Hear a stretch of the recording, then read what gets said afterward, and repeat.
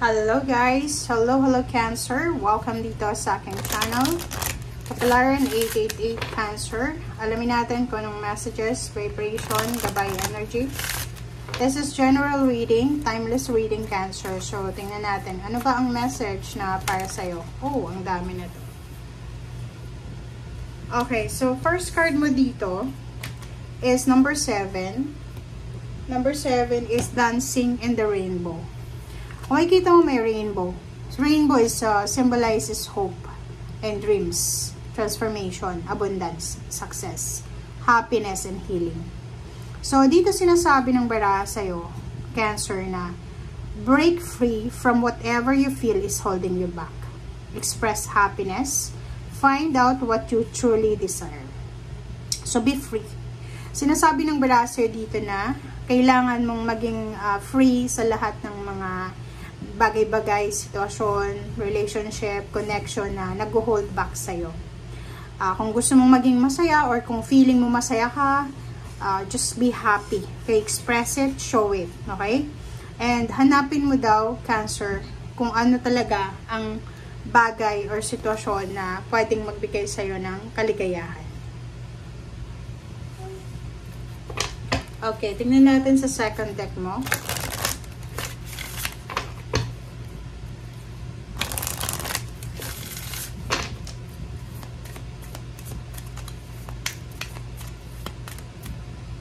Okay, second deck natin is Full Moon in Cancer. So, it's your energy.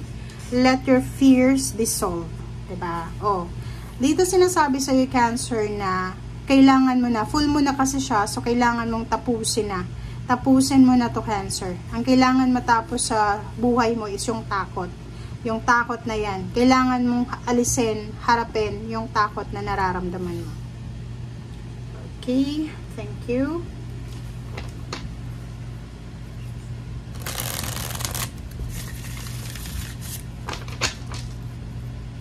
Okay, tingnan natin sa third deck. Ano ba ang message na para sa lahat ng Cancer?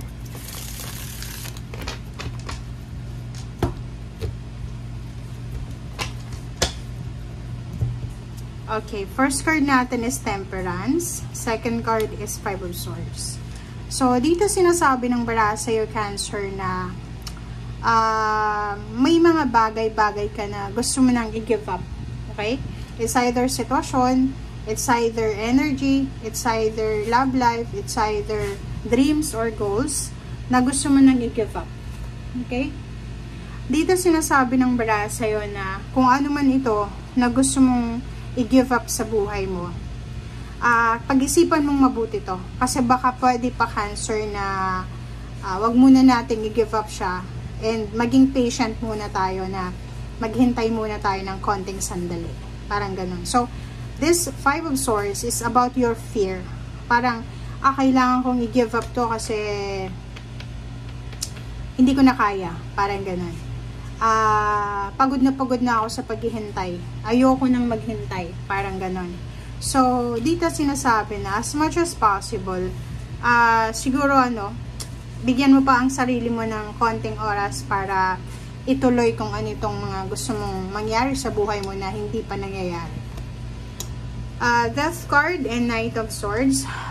Nakikita ko sir dito, Cancer, isang balita ang posibleng matatanggap mo. It's either about the end of contract. Pwedeng may trabaho ka. Pwedeng mayroong end of contract na mangyayari. Yung balitang ito ay napakabilis niya. Mabilis na balita to. So, kung ano man ang balita na yan, this news or this communication ay posibleng magdadala sa'yo to ng pagbabago. Okay? So, it's a closure, it's ending, or any transformation or any change na mangyayari sa buhay mo. Page of Wheels. Nakikita ko siya dito na yung Page of Wheels is all about your kids, your small tawag dito, mga family members, pamangkin, anak, apo, parang ganun. So, nakikita ko sir dito na in the near future siya, posibleng makakatanggap ka ng sobra-sobrang pagpapala, biyaya, dahil sa mga batang ito. Na bata pa sila sa ngayon, pero siguro, mga how many years? 11 years from now. So, 11 years from now, siguro, ang mga maliliit na tong bata ngayon, sila yung magdadala sa'yo ng sobra-sobrang financial freedom. Okay. Next card natin is Zero the Fool and Page of Cups. Wow. Eto naman, doon sa mga single. Single ka ba? Looking for a relationship na Cancer? Dito naman sinasabi sa'yo na isang hindi inaasahang love offer ang posibleng darating sa'yo. Medyo risky siya. Kasi pwedeng first time mo magka-relasyon kung sasagutin mo siya or yung nagkakagusto sa'yo, babae, ikaw lalaki. So, dito sinasabi na pag-isipan mong mabuti ito kasi napaka-risky ng relationship na to. Pwedeng ibang lahi siya or nakatira siya sa ibang bansa or hindi mo alam, baka may asawa siya or ikaw may asawa din. Okay? So, comment down below if you resonated. Wow! Sobrang ganda. Everything happens for a reason. Bet.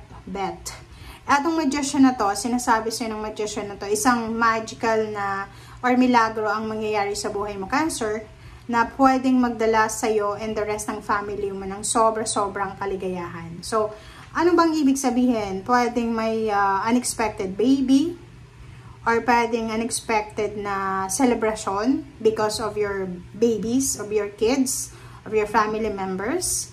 It's a good harvest, parang ganon. So, nakikita ko sa'yo dito na maraming unexpected na darating sa buhay mo na pwedeng magdala sa'yo and the rest ng family mo ng sobrang kaligayahan.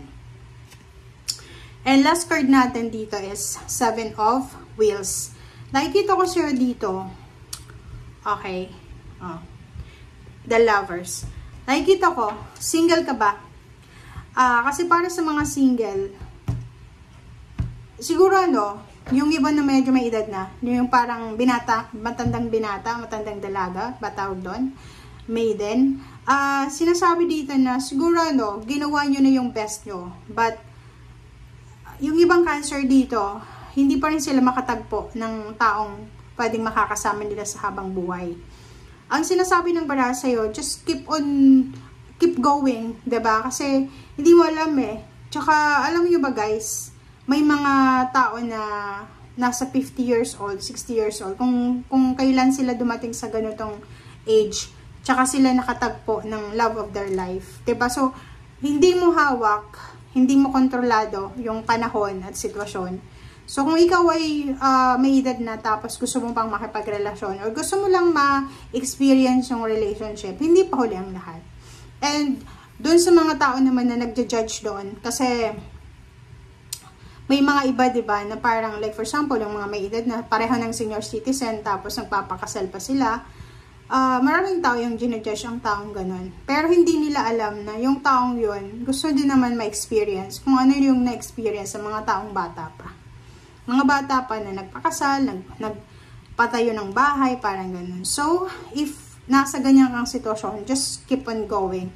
Okay? Huwag kang mawala ng pag-asa. Gawin mo lang, magpaganda ka, magpagwapo ka. It's not because searching ka ng karelasyon, para sa sarili mo yon.